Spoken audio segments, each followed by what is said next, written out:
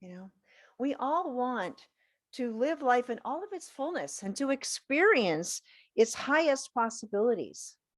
It seems that human beings always want, they have this innate sense of wanting that there's something more, that they're part of something greater. And that's what we're searching for. It's why we look for spirit, for God, and whatever, however it comes to us. But we know kind of innately that we're part of something greater than ourselves, or we want to know it. We want to know it. And so I'm excited about the CSL Global themes this year, a living everyday wonder. It's also the topic for today. And is what is it that's something greater than ourselves is, right? How can we experience that greater something in our lives? And when we live our lives from living everyday wonder, we'll be studying this from all different aspects all year long, right? So this morning we're having an introduction. And there is a whole lot of wonder going on in all around us. It's life itself. And when we're curious, we make direct contact with it, right? It's in our daily life that we encounter the divine. The wonder of spirit is everywhere. We can't escape it, even if we try, because we're inseparable from it, with it. It's our truest essence in our heart of hearts. That is who we are, that one with God, right? One with all the universe, one with each other. And so when we become conscious of it and live in our awareness of it, our daily experiences become opportunities for transformation and for our individual and collective evolution. So today, let's look at each part of living everyday wonder. So let's start at the beginning. Who are we? Our Science of Mind Declaration of Principle states that this one manifests itself in and through all creation, but is not absorbed by its creation. The manifest universe is the body of God. It is the logical and necessary outcome of the infinite self-knowingness of God. So God, in order, infinite, everything, in order to see a part of it, it separates it out visually to see an individual piece. Like you take a drop of water or a cup of water out of the ocean to see and study the ocean. So each one of us is that little experiment to see what is God apart. But we're all different because we're the same, but we're different at the same time, right? And we are each individualized expressions of the one life that is God. Now, also from our Declaration of Principles, we believe that heaven is within us and that we experience it to the degree that we become conscious of it, right? So heaven is always within, but until we're aware of it, we don't realize that. It's like we didn't, many eons ago, people didn't know that they had blood veins and nerves and, muscles and stuff. They cut, if they got cut or something, you would see it. But we know so much more from science about what's in there, studying the unknown. The unknown seems to have gotten smaller, but since it's infinite, we really don't know that much anyway, but there's more to know. And so here's a little more of what our founder, Ernest Holmes, has to say about looking for heaven.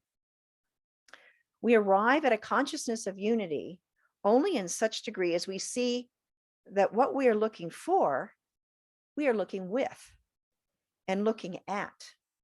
God is lost. Heaven is lost merely for the lack of a perception of harmony. So our perception is everything.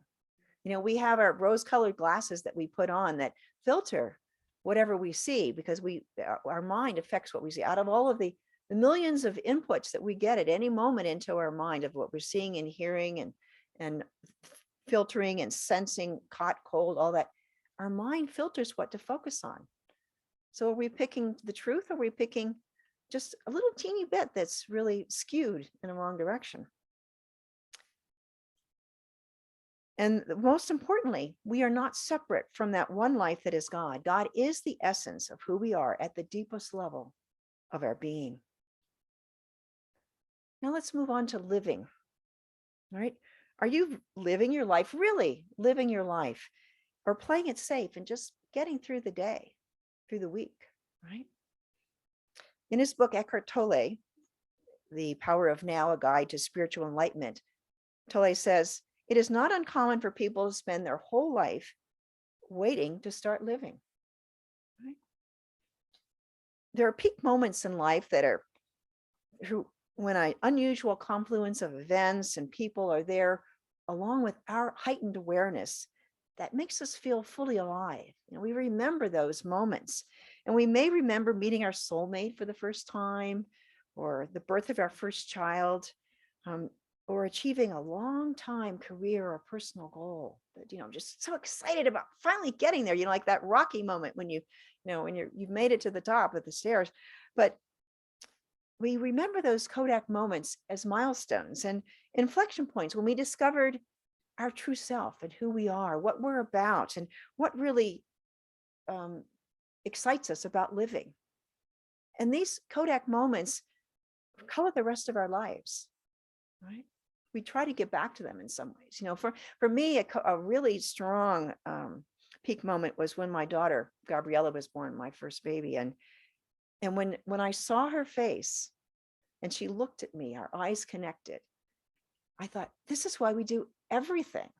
Everything in life was represented right there with this new life that was there that I carried with me for 9 months, and it was just that love and that wholeness of being one with her and with the universe, right?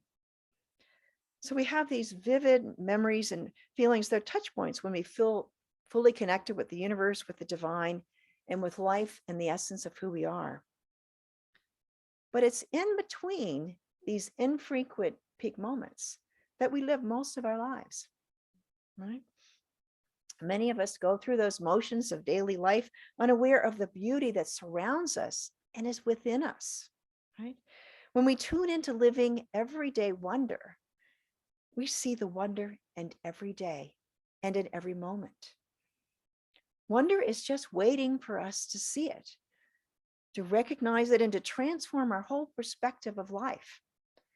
We wait for something spectacular or rare to inspire us, but something spectacular has already inspired us. It is the divine that is breathing life into us, and it continues to breathe us, maintaining and sustaining us with every breath.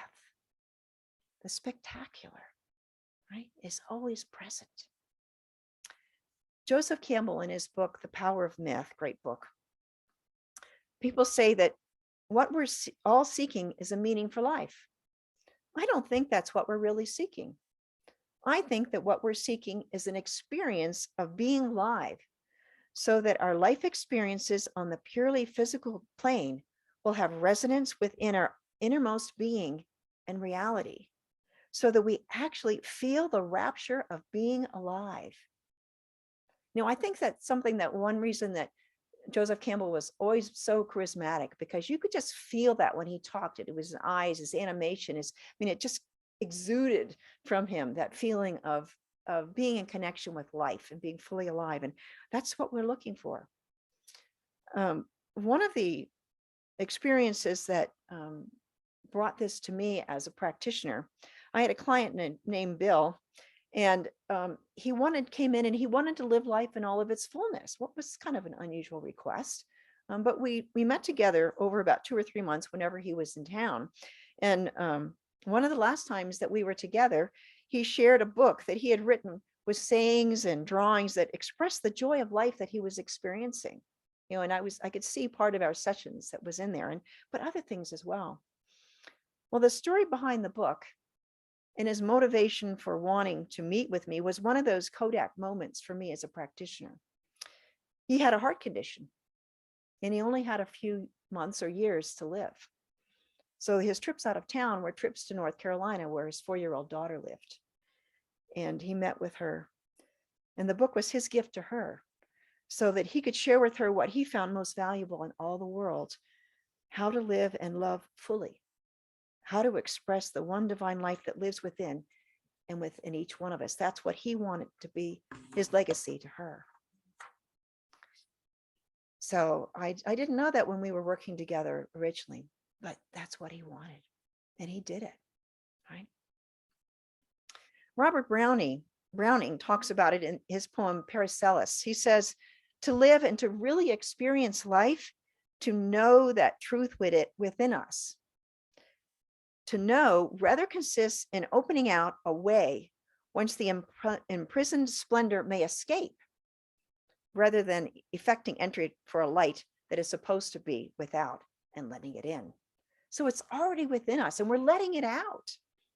Right. I mean, there's, you can see someone's eyes, you can look at Betty White. What did she have that came through her eyes and her whole being? It was life. She let that splendor out, and regardless of age, people loved her. And that's why, right? So life is meant to be lived. Living is a verb that requires our conscious and active participation. And without action, application, and practice, we aren't living. We are merely existing. So living is the first part. Now we move to everyday wonder. How do we live fully in between these peak moments? Mary O'Malley wrote a great book called What's in the Way is the Way. And she says something very extraordinary is happening here. There are no ordinary moments in your life. Think about that. No ordinary moments in your life, unless you make them that way. Paulo Coelho wrote a book called The Alchemist, and he said, the world is only the visible aspect of God. And what alchemy does is to bring spiritual perfection into contact with the material plane. As within, so without at the same time. Alchemy is recognizing the extraordinary is inherent within the ordinary. It is the revealing of what is already present within. It's just like the butterfly exists within the caterpillar, right? Awe and wonder are present in modest, ordinary things. One form is transmuted into a higher form as its truest essence is revealed. The ordinary is really extraordinary. So, as an example, think of a pine cone. And out of that pine cone, take a single pine seed. And as you look at that pine seed, know in that seed is the future seedling, and it is that young tree. And what is that young tree going to become? It might be a Christmas tree adorning someone's home. We have a beautiful Christmas tree here in the center. It's so beautifully decorated. Could be logs for a fireplace. Could be part of a home that's being built.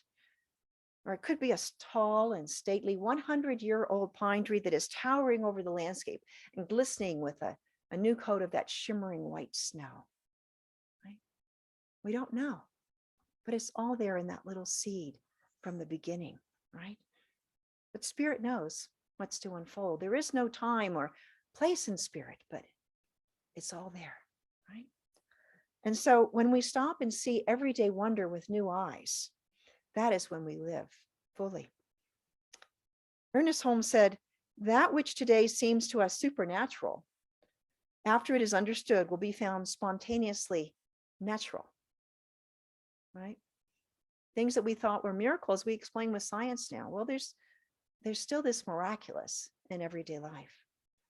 With a bit of practice and creativity, seeing the world with curiosity becomes a natural part of our worldview, our second nature. And we tune into majesty all around. This is the goal. This is how we live fully. O'Malley also writes, true alchemy is about transforming unconsciousness into consciousness. Curiosity is where the magic happens. The more we are conscious of our own true essence, our divinity, and our oneness with all, the more every aspect of our individual lives is transmuted into a higher expression of life. It is in the daily that we encounter the divine. Daily practice is where it's at. One of my favorite memories associated with the holidays and New Year's in particular is tamales. And when we lived in Southern California, we always had tamales that one of our maids would always provide. That was one of her side businesses, and they were the best. Awesome.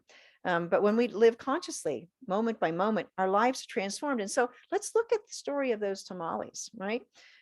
The cooking is something we do in everyday life. You make You can make tamales year round. But the Christmas and holiday tradition was for the family to come together, a whole kitchen full of people and all the different parts of these, making hundreds of tamales in one's time. And so they've got the chicken or pork simmering on the stove and adding just the right seasonings. And there's the mixing the masa into the dough and spreading that dough out on the dried corn husks, and then adding the filling, folding it all up together, maybe tying up another string of the corn husk. And then you enjoy them after steaming and with your favorite salsa, of course. It's a way to celebrate Christmas Day or New Year's for us, right?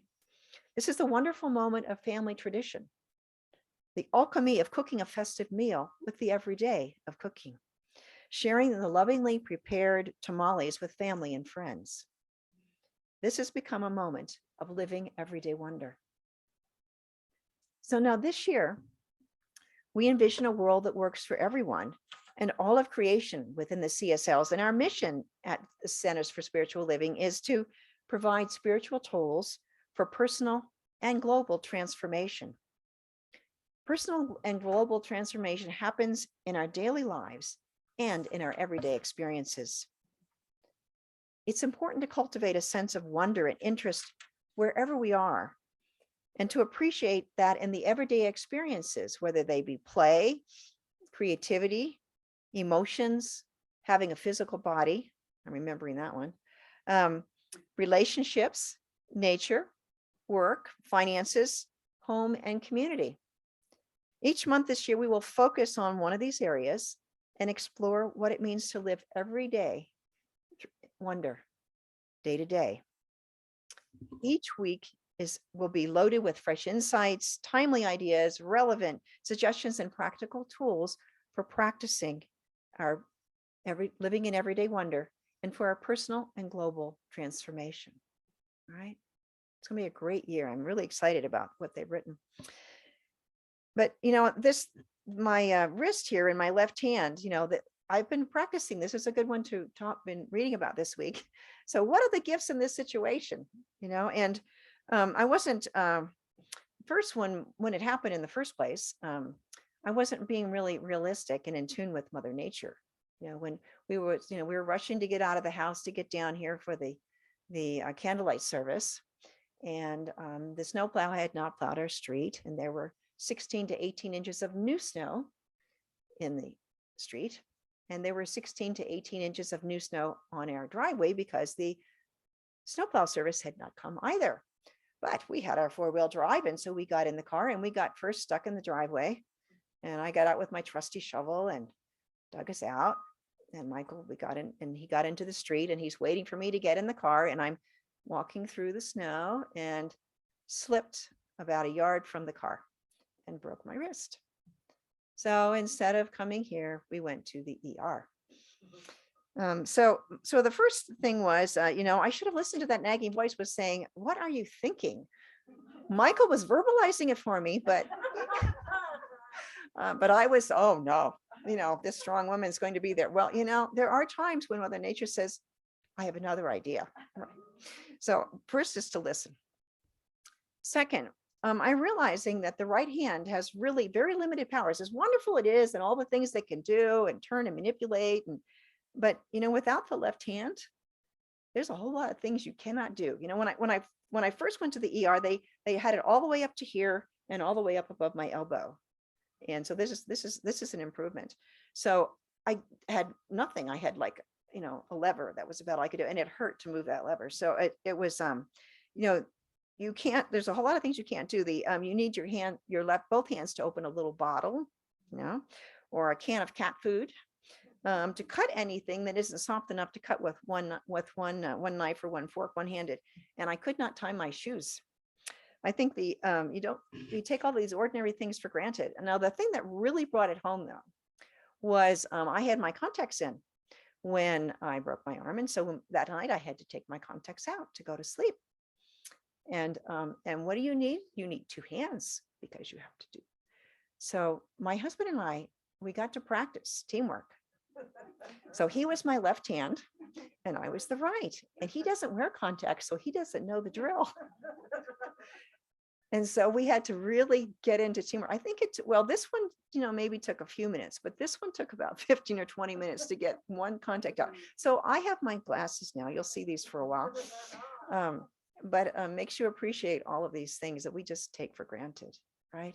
And so, but there was that presence, and that appreciation is something that hopefully I won't forget again, right? About this wonderful knit. And fortunately, I have this extra TLC and this wonderful husband that was willing to be calm with me and let me say, well, a little bit here, a little bit there.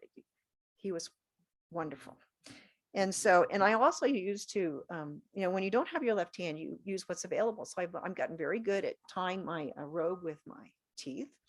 And also you use you if you want to open a bottle, you put it between your 2 feet and hold the bottle, and you then screw it off with your, it's really, so, and this also applies to anything I want to do at the center, right? I can have great ideas, but, we need other willing people to be part of the team to express all of the things. We need each other. Different people have different strengths. And so we work as teams, and we're all here committed, and we give our time, talent, and treasure. And that's what makes this center great, is that we all work together. We're all a part of that ordinary little things that add up to the greatness of who we are, and allowing us to fulfill our mission of that personal and global transformation. So I'm grateful for the prayers of the practitioner. I'm grateful for the assistance of several board members that have been happening quite a bit, and patience. That's a lot of that. And I'm also grateful that next week, Reverend Barb Wally will be our substitute for me next week, so I can recover from the surgery. So I'll have full use of my hand. So putting this all together, Guru Nanak, who is the founder of the Sikh tradition, he said, "Truth is high, but higher still is truthful living." Right? So when we live in everyday wonder, we are living in harmony with that essence of who we are. We're in touch with that essence, with that divine essence of who we are. And that is what we're living. That is living our truth. It's not enough to know spiritual truth. We must live it, experience it, and allow ourselves to be transformed by it and by that process. Spiritual living doesn't just happen on that meditation cushion or on Sunday mornings. Spiritual living is a way of life that happens every moment of every day. It's applying those spiritual tools and principles in every area of our life on a regular and consistent basis. And when we do so, life flows easier, choices are clearer, and seeming miracles are everyday occurrences. There was wonder in every day just waiting for us. And so this month and all year long, we will have opportunities to explore these truths and to live them. And in that quote that Nancy O'Neill read for us this morning from Ernest Holmes, it was from his book called Help for Today. And, when I heard that quote from General Douglas MacArthur, it suggests that MacArthur knew the importance of changing our thinking to change our life. So let me read this part of it for you. "Whatever your years, it is in every being's heart the love of wonder, the undaunted challenge of events, the unfailing childlike appetite for what is next, and the joy in the game of life. You are as young as your faith, as old as your doubt, as young as your self-confidence, as old as your fear, as young as your hope, as old as your despair. In the central place of every heart, there is a recording chamber. So long as it receives messages of beauty, cheer, and courage, that's your spiritual mind treatment, so long are we young." So I'm going to do something a little different for our prayer today. I'm going to ask Michael Brandman to come forward and help me with this. And Ernest Holmes, in the book Living the Science of Mind, he's written his interpretation of the Lord's Prayer. And so the interpretation I'm going to give you today is that Ernest Holmes's interpretation as it's summarized by a man named Reverend Dr. Tom Sinar, who was one of our professors on the essential earnest homes, and then also some other things that I've kind of incorporated the two. So Michael's going to read the original version of the, if you can call it the English version, let's call it, of the Lord's Prayer, and I will be reading the Ernest Holmes version. Right in the mic. Right in the mic. The Lord is my shepherd, I shall not want. There is a loving presence guiding, guarding, and keeping us. He maketh me lie down in green pastures. We relax in the midst of abundance. He leadeth me beside the still waters. We flow in the river of life where there is no conflict. He restoreth my soul. We let go of the past and flow into something fresh and clean and new and wonderful. He leadeth me in the paths of righteousness for his name's sake. We are restored in body, mind, and soul because Spirit makes everything new. Yea, though I walk through the valley of the shadow of death, I fear no evil, for thou art with me. Death is but a shadow cast by life. Thy rod and thy staff comfort me. We completely rely on the law of good. Thou preparest the table before me in the presence of mine enemies. We partake of the divine bounty, the gifts of life, including health, happiness, joy, and success in living. Thou anointest my head with oil. We experience complete hospitality, perfect welcome. My cup runneth over. The abundance of God is limitless, extravagant abundance. Surely goodness and mercy shall follow me all the days of my life. Surely goodness will always be available to us, and there will always be mercy for our mistakes. And I will dwell in the house of the Lord forever.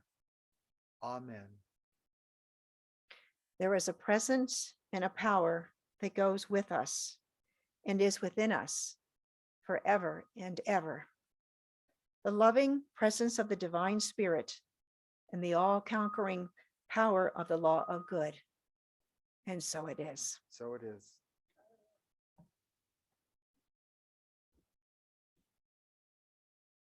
Now, there's a reason that we resonate with all those words. You know, and the Lord's Prayer, is one that's one of the most endeared pieces of scripture, I think, and throughout the world.